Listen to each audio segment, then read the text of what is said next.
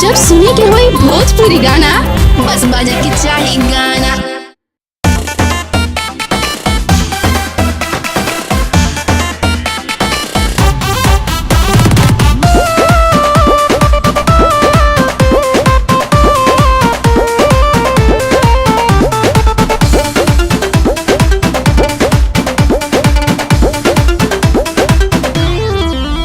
अभी उम्र ही क्या मेरी हुई है, देह छूना ना छुई मुई है।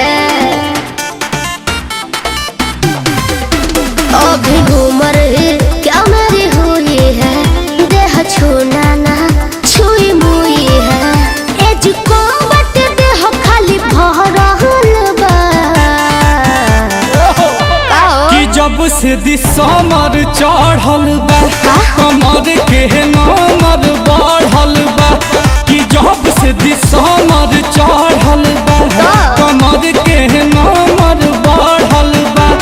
अरारी पबरारी चढ़ल बा कि कहीं तोहर गाड़ी लड़ल बा। कि जब से दिसमर चढ़ल बा कमर के नमर बढ़ल बा।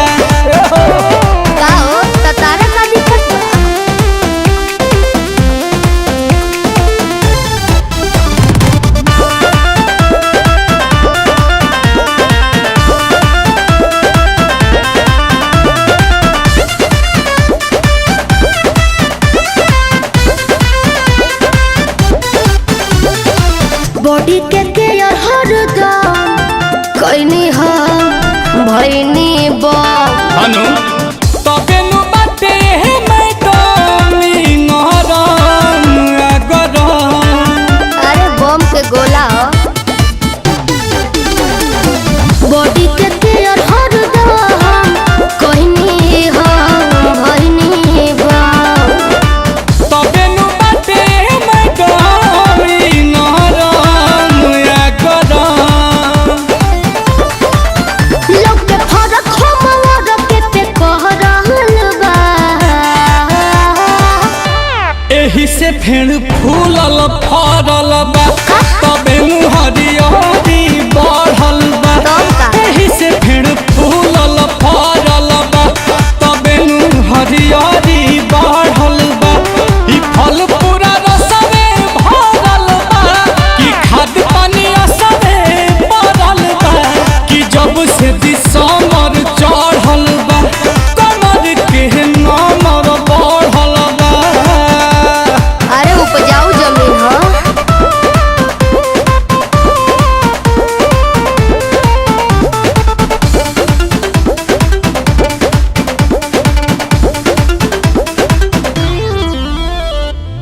आंसू के कोई न कहा एको पल बनी बचल।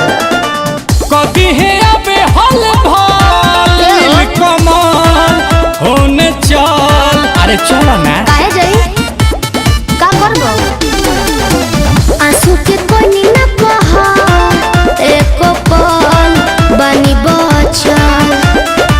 कभी है अबे हल भाल कमाल होने चल।